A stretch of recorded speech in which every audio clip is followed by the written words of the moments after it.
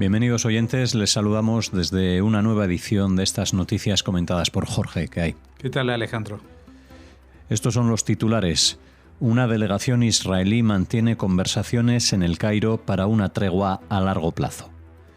El jefe de la seguridad interior israelí, al que Netanyahu pretende despedir, dijo que el primer ministro le exigió lealtad personal a él y no a la Corte Suprema.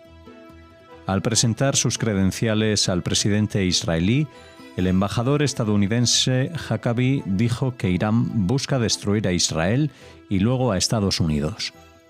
Según un informe, para 2032 quedarán en el mundo menos de 100.000 sobrevivientes del Holocausto. La Liga Antidifamación afirma que los incidentes antisemitas de 2024 en Estados Unidos rompieron récords por cuarto año consecutivo. Estos son los asuntos de este informativo. Comenzamos con la primera de las noticias. La campaña antiterrorista de Israel en Gaza está mostrando señales de presionar a Hamás para que acepte las demandas israelíes en la mesa de negociaciones, mientras Netanyahu sigue insistiendo en que no aceptará el fin de la guerra sin que Hamás se desarme completamente y sus líderes partan al exilio. Para avanzar en el tema se encuentra desde el domingo en El Cairo una delegación israelí que se reunió el lunes con altos funcionarios egipcios y enviados cataríes, que presentaron una propuesta de tregua a largo plazo de entre 5 y 7 años, un fin formal de la guerra, una retirada completa del ejército israelí de Gaza y la liberación de todos los rehenes israelíes a cambio de prisioneros palestinos detenidos en cárceles israelíes. Según algunos medios, Hamás estaría dispuesto a detener todas las operaciones militares, incluido el desarrollo de armas y la excavación de túneles, a cambio de un alto el fuego a largo plazo, incluso a poner todas sus armas en un almacén vigilado. También se habla de la disposición de Hamás de ceder el control del gobierno de Gaza a un organismo independiente de tecnócratas palestinos, tal como contempla la propuesta egipcia para la administración de la franja de posguerra. Bueno, vamos a ver, las negociaciones están, yo creo que hace mucho tiempo estancadas y cada día nos sale una noticia diciendo que hay una nueva propuesta, de que se van a liberar a 5 prisioneros, a 7 prisioneros, a 8 prisioneros, o por otra parte propuestas mucho más globales como esta de la que se habla hoy en día. Los expertos señalan de que Hamás está bastante dolido, digamos, o en situación bastante complicada en este último ataque de Israel, es decir, este que se ha provocado durante el último mes, porque se esperaban que las conversaciones y la tregua siguieran más tiempo y no estaban preparados para una reanudación de las hostilidades. Y ahora se ven muy comprometidos y posiblemente den el brazo a torcer en algunas cuestiones que tienen que ver con el futuro de la Franja de Gaza. Pero para que esto se consolide, pues los mediadores egipcios y cataríes lo que están tratando es de conseguir que el alto del fuego no sea una cuestión para hoy y mañana ya se acabe, sino que sea una negociación a bastante largo plazo. Están hablando de 5 a 7 años de alto el fuego, retirada del ejército israelí, por supuesto la devolución de los rehenes y los cadáveres también de los rehenes a cambio de prisioneros. El principal escollo, creo yo, es qué va a pasar con Hamás después de esta guerra, es decir, si van a tener alguna posibilidad de rearmarse o de seguir controlando la Franja de Gaza. Lo de rearmarse quizás sea un proyecto más a largo plazo que pueda tener Hamás, pero el principal problema que tiene Israel es que los líderes de Hamás van a salir indemnes o van a tratar de reafirmarse como la opción política principal, no solamente para la Franja de Gaza, sino también para la entidad palestina en su conjunto. Ya hemos visto lo que ha pasado en los últimos años en el norte de Cisjordania, que no se someten de ninguna manera a las, las restricciones o las comandancias que salgan desde Ramallah, desde la Autoridad Nacional Palestina. Es un organismo que está muy corrupto, que lleva muchos años en crisis y que en cualquier momento se puede desmoronar, con lo cual el problema de Hamás no solamente no se acabaría en la Franja de Gaza, sino que se extendería como tesis principal a todo el mundo palestino, es decir, a Cisjordania y a la Franja de Gaza, teniendo como única opción política la eliminación de Israel y la recuperación de lo que ellos consideran que todo ese territorio les corresponde al Islam, ¿no? La casa del Islam, y que ven en la existencia de Israel una aberración que debe ser corregida. Claro que esto en términos políticos de una tregua a 5 años parece muy lejano, pero ya hemos visto pausas en las guerras que han durado más tiempo. Por ejemplo, el acuerdo del 2015 para el desarrollo, para frenar el desarrollo nuclear de Irán, pues ya hemos llegado al final de los 10 años, estamos en 2025 y Irán, a pesar del supuesto freno que puso al desarrollo de armas nucleares, pues está a punto de conseguirlo, si no la ha conseguido prácticamente ya. En un documento judicial, el jefe del Shin Bet afirma que el primer ministro quería que la agencia actuara contra los manifestantes antigubernamentales y rechaza las afirmaciones de que no advirtió al primer ministro antes del 7 de octubre, además de expresar profunda preocupación por el Estado de Israel. Así lo afirmó Ronen Bar ante el Tribunal Superior de Justicia, que había sido despedido debido a las expectativas del primer ministro Benjamín Netanyahu de que fuera personalmente leal al primer ministro, y dijo que se le dejó claro que necesitaba obedecer a Netanyahu y no a la Corte Suprema en caso de una crisis constitucional. Bar también rechazó las acusaciones de Netanyahu y otros de que él y el Shin Bet tenían conocimiento previo de la invasión de Hamás del 7 de octubre y no advirtieron al primer ministro, y detalló los pasos que él y la agencia tomaron en las horas previas al ataque en respuesta al nivel de amenaza que creían que enfrentaban. Bar dijo que pronto anunciará la fecha en la que piensa renunciar, pero afirmó que una decisión judicial sobre las peticiones contra su despido era más importante que sus circunstancias personales. Netanyahu rechazó la presentación de Bar, calificándola de falsa. Bar fue despedido por decisión del gabinete el 21 de marzo por recomendación de Netanyahu, después de que éste declarara haber perdido la confianza en su capacidad para desempeñar su cargo. Sin embargo, varios organismos de control gubernamental alegaron que la decisión se vio afectada por un conflicto de intereses en medio de las investigaciones del Shin Bet sobre los asesores de Netanyahu, así como por graves problemas de procedimiento en el proceso de destitución.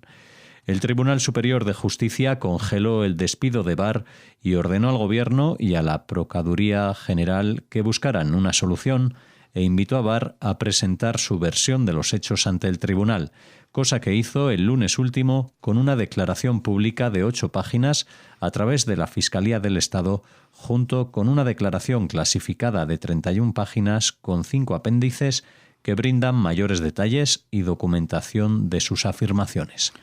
Bueno, ya saben, porque lo hemos comentado en muchas ocasiones las últimas semanas, y si ustedes están cerca de la prensa israelí sabrán que este es el tema principal del que se habla en Israel, aparte de la situación de la seguridad nacional en la guerra. Yo diría que en estos momentos este tema es más importante que incluso la seguridad nacional, porque se está hablando de los pilares de la democracia israelí, es decir, la separación de los poderes. Ya saben, en Israel, pues por el propio devenir político durante mucho tiempo, las decisiones del cuerpo legislativo, que es la Knesset, pues están influidas por el propio gobierno, por el poder ejecutivo, porque evidentemente el poder ejecutivo se constituye a partir de las mayorías que son representadas en el Parlamento. Pero hasta ahora, por lo menos, el Poder Judicial se había mantenido muy independiente, mucho más que en cualquier otro país que yo recuerde, y que para un personaje como el primer ministro Netanyahu, que está acosado también por causas judiciales, pues constituye realmente un escollo que le resulta insalvable, ¿no? Y en este caso, pues la Corte Suprema, los jueces de Israel están dando la razón al encargado de la seguridad interna de este servicio del Shin Bet, que dirigía y dirige supuestamente hasta ahora Ronen Bar, pero que ha sido de alguna manera despedido por el gobierno, a pesar de que, según la ley, no está muy claro que tenga atribuciones para despedir a un personaje de este tipo. Como ven, no estamos hablando de un ministro del gobierno, sino de un personaje que controla una unidad de investigación que tiene que ver con la seguridad nacional y que ha sido cuestionada por el propio Netanyahu como, según Ronen Bar afirma, una especie de venganza personal por no querer someterse a su control absoluto. Y bueno, esta situación de enfrentamiento interno tiene su reflejo también en la calle y en la vida política israelí hoy en día, a pesar de estar viviéndose lo que hemos visto durante ya más de un año y medio, una situación de guerra, no solamente en el frente de Gaza, sino intermitentemente también en otros frentes, como los hutíes de Yemen, ahora Siria, que se ha apartado de ese camino y de la dependencia de Irán, y un Líbano que también está a punto de cortar lazos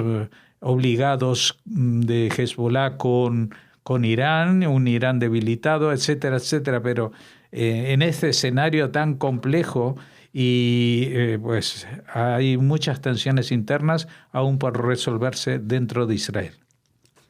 Después de presentar sus cartas credenciales al presidente Isaac Herzog el lunes, el nuevo embajador de Washington, Mike Huckabee, acusó a Irán de intentar destruir a Israel y a Estados Unidos.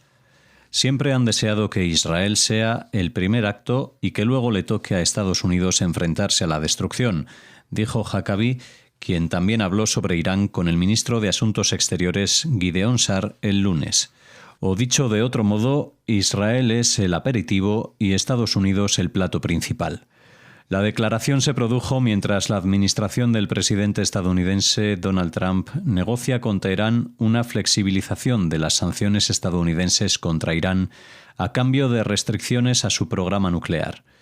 El enviado especial de Trump, Steve Witkoff, y el ministro de Asuntos Exteriores iraní, Abbas Araghchi, se reunieron primero en Mascate el 12 de abril y de nuevo en Roma el sábado, y tienen previsto celebrar una tercera ronda de conversaciones el próximo sábado.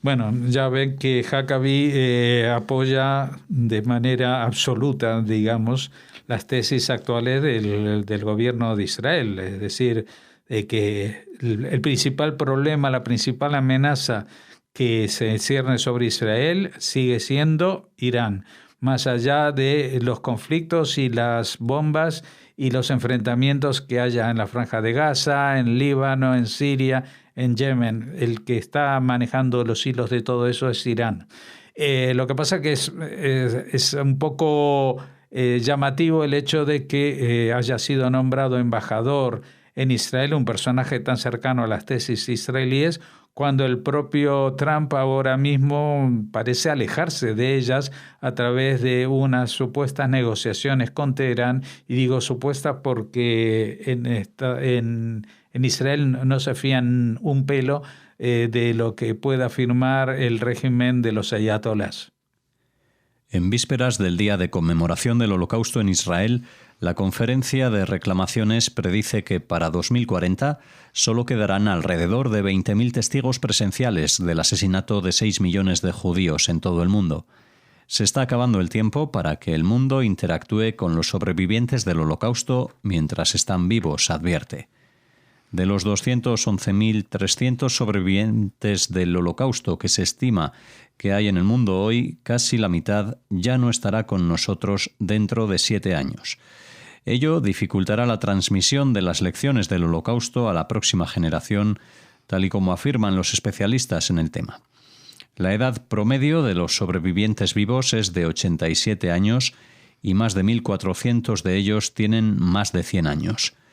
La mayoría, el 61%, son mujeres. Una encuesta a 400 sobrevivientes israelíes del Holocausto, publicada el año pasado, reveló que más de la mitad reportó dificultades económicas y que más de un tercio necesitó asistencia financiera para comprar todos los alimentos que necesitaba. Aproximadamente una quinta parte de los encuestados afirmó no poder costear algunas pruebas médicas o tener que arreglárselas sin instrumentos médicos como andadores. Bueno, el tema de los sobrevivientes del Holocausto es un tema que en muchos países simplemente es un elemento que aparece en los días de conmemoración, de recuerdo del Holocausto, etcétera, personas muy mayores, algunos de los cuales conservan bien la memoria y pueden ir a contar por el mundo lo que sucede. Pero en Israel la situación es un poco más compleja porque allí viven la mayoría de los sobrevivientes de la Shoah. No están todos, evidentemente. En Estados Unidos hay también más de 30.000, pero en Estados Unidos, en Israel, son más de 100.000 personas que están afectadas por la edad, por enfermedades y también en muchísimos casos por temas de pobreza, porque son personas que han empezado su vida, digo empezado porque la mayoría de ellos en la época del Holocausto, como mucho, tendrían 15, 17 años y a partir de entonces su vida se ha complicado y ha sido compleja incluso en un país como en Israel, que los acogió con los brazos abiertos desde su independencia. Pero evidentemente quien ha pasado por las experiencias tan dramáticas del Holocausto pues lleva consigo una carga especial y difícil. Y esta carga sigue estando vigente en una población que, como decimos, son 100.000 habitantes en un país que no es tan grande en población. Estamos hablando de que en total en Israel puede haber 10 millones de habitantes, de los cuales pues al menos ese 1 por 1.000 son gente con problemas derivados de un trauma histórico como ha sido el Holocausto. Y lo que ahora advierten también es que esa memoria, que cada día es más frágil por el paso del tiempo, pues puede llegar a desaparecer y es como una llamada de atención. Y recordemos que estamos hablando del día de conmemoración del Holocausto en Israel, porque si bien en el mundo entero el 27 de enero ha sido instaurado por Naciones Unidas en conmemoración del Holocausto de los judíos, pero también de otras minorías, en Israel esta fecha coincide con el levantamiento que en el año 43 protagonizaron algunos de los que quedaban en el gueto de Varsovia, que iba a ser finalmente eliminado del todo, y por lo tanto hubo una rebelión que empezó en la época de Pesaj de ese año 43, se prolongó durante 2 o 3 meses y bueno, ese es un día en el cual Israel recuerda especialmente a las víctimas judías y a todas las formas de resistencia que existieron contra la monstruosidad del nazismo. Los incidentes antisemitas en Estados Unidos alcanzaron niveles sin precedentes en 2024, rompiendo récords anuales por 4º año consecutivo, según un informe publicado el martes por la Liga Antidifamación. Los 9.354 casos registrados de acoso, vandalismo y agresión fueron el total más alto desde que la ADL comenzó a rastrear incidentes en 1979 y un 5% más alto que en 2023, cuando se estableció el récord anterior, dijo el organismo de control de antisemitismo. La cifra anual se traduce en más de 25 incidentes antisemitas selectivos al día o más de uno cada hora, señaló. Nueva York y California lideraron el total de casos documentados en los 50 estados. Jonathan Greenblatt, director ejecutivo de la organización, señaló que los judíos estadounidenses siguen siendo acosados, agredidos y perseguidos por ser quienes son a diario y donde quiera que van. Pero seamos claros, seguiremos estando orgullosos de nuestra cultura, religión e identidad judías y no nos dejaremos intimidar por los intolerantes. Por primera vez, la mayoría, un 58% de todos los incidentes antisemitas reportados en Estados Unidos estuvieron relacionados con Israel o el sionismo, y casi la mitad ocurrieron en manifestaciones antiisraelíes en forma de discursos, cánticos, carteles y lemas antisemitas. Entre los hallazgos más alarmantes del informe se encuentra un aumento del 21% en las agresiones antisemitas, con 196 incidentes registrados que afectaron al menos a 250 personas, ninguna de las cuales fue asesinada. Alrededor del 30% de estas agresiones se dirigieron contra judíos ortodoxos, según el informe. Los asaltos a instituciones judías se duplicaron con creces y el vandalismo aumentó un 39%, incluyendo unas 647 amenazas de bomba durante el año. En los campus universitarios, el número de incidentes aumentó un 84% con respecto al año anterior. Sí, el antisemitismo, y ya lo hemos visto y apuntado en muchísimas ocasiones, es un mal, pero que está en continua mutación. Es decir, de que no es siempre presenta la misma cara, ni se posiciona siempre en un campo político determinado. Es decir, hasta ahora pues habíamos pensado que el antisemitismo se reflejaba especialmente en grupos de extrema derecha, y en los últimos tiempos, pues en estos últimos años, vemos que este incremento terrible que ha supuesto no solamente en Estados Unidos, sino en todo el mundo, los ataques contra los judíos incluidos, o especialmente contra los judíos ortodoxos, que representan al judaísmo desde el punto de vista religioso.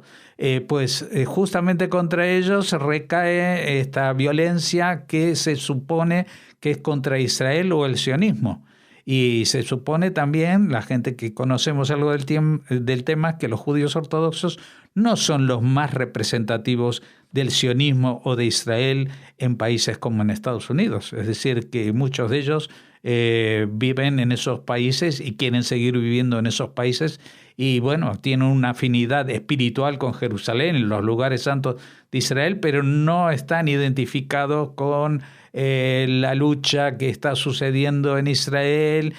o el tema de Palestina, o ni siquiera con un sionismo que les lleve a plantearse irse a vivir a Israel. Lo que nos está demostrando esto, que el antisemitismo es un mal, es un desprecio a una población que no tiene una identificación política, es decir, que es transversal a todas las capas de la sociedad,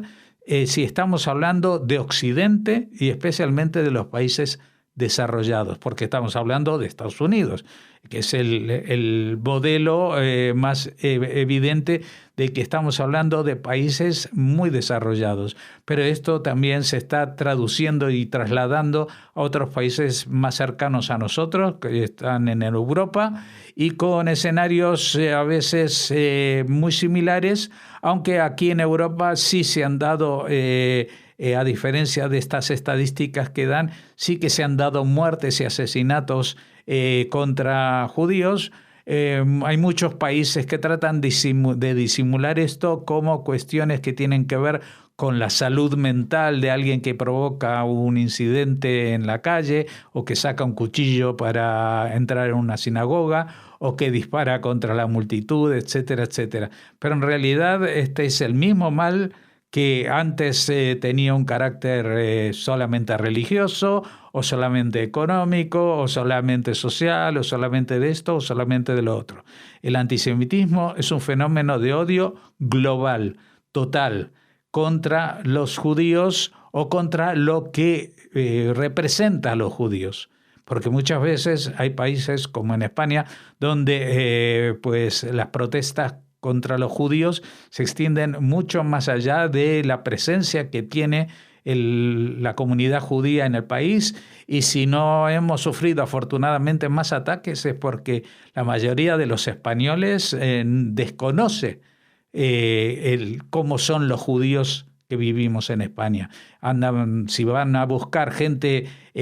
con vestimentas parecidas a los de los judíos ortodoxos de Nueva York, pues aquí van a tener muchísimas más dificultades para hallarlos. Y por eso pues se concentran los ataques en establecimientos como sinagogas o restaurantes kosher, algo que identifique que la mayoría de los que van a estar por allí van a ser judíos o no. Aquí finalizamos el informativo. Les esperamos mañana con más noticias en Radio Sefarad.